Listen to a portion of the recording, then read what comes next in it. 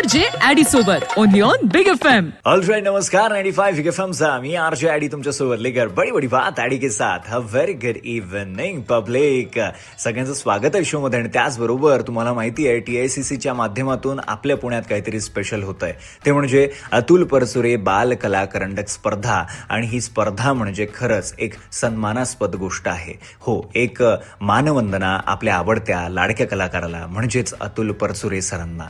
आणि अशातच आज आपल्यासोबत आहेत आपले आवडते लाडके कलाकार राजन भिसे सर. राजनजी, मला विचारायला आवडेल, TICCच्या अतुल परचुरे बाल कलाकारंडक स्पर्धेत आपला सहभाग आम्हाला खूप जबरदस्त सन्मानास्पद वाटतो. अशातच सर्वात आधी उपक्रमाबद्दल तुमचं काय मत आहे, काय सांगणार? अत्यंत स्तुत्य आहे उपक्रम, आणि त्याला अतुलचं नाव देणं ही तर फारच उत्तम गोष्ट आहे. याचं कारण असं आहे की अतुलनी त्याच्या करिअरची सुरुवात एक बालनाट्यामधनच केली होती, आणि त्याच्यानंतर मग हळूहळू मोठा होत नाही. त्याच्यामध्येही त्याचं नाव खूप झालं होतं बजरबट्टू नाटकामधला, बजरबट्टूची भूमिका केलेली असल्यामुळे. म्हणजे एक चांगला बालकलाकार म्हणून तो त्याही वेळेला ओळखला जायचा ज्या वेळेला तो बालनाट्यामध्ये काम करत होता. आता अतुल परचुरे हा उत्तमच कलाकार होता, त्यामुळे त्यांनी कुठेही काम केलं असतं तो उत्तमच ठरला असता. त्याच्यानंतर मग तो माझ्या संपर्कामध्ये आला त्यावेळेला आंतरनाट्य नावाची आमची एक समांतर नाटकं करणारी जी संस्था होती, त्या संस्थेमध्ये अतुल परचुरे होता. त्या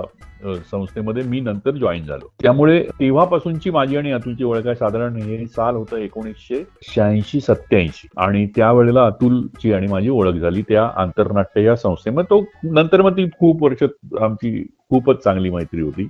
आणि ही जी स्पर्धा आता बालकरंडक स्पर्धा घेते आहे, TICC अतुल परचुरे बालकरंडक स्पर्धा ही जी घेते ही अत्यंत चांगली आहे. मी माझ्या स्वतःच्या करिअरची सुरुवात सुद्धा बालनाट्यापासूनच केली होती. अर्थात शाळेमध्ये गॅदरिंगमध्ये वगैरे असं करत जेव्हा तिथे थोडंसं पॉलिश झालं तेव्हा कोणीतरी मला त्या नाटकामध्ये बघितलं, आणि मग कुठल्या तरी एका मला वाटतं सई परांजपेंचं शेपटीचा शाप नावाचं नाटक होतं.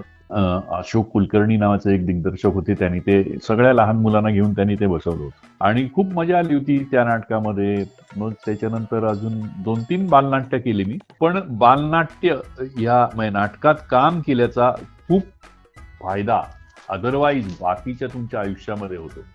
त्यामुळे बालनाट्य हा जो करंडक आहे अतुलच्या नावाने काढलेला, याचा खरंच खूप सर्वांनाच फायदा येतो. म्हणजे लहान मुलांना तर विशेष फायदा आहे. क्या बात आहे. कुठेही जाऊ नका, ऐकत रहा 4चा चहा मराठी गाणी 10. आज आपल्यासोबत राजन भिसे सर आहेत. आपण बोलतोय TICCच्या अतुल परचुरे बाल कला करंडक स्पर्धेबद्दल. स्टे ट्यून्ड, धुन बदल के तो देखो.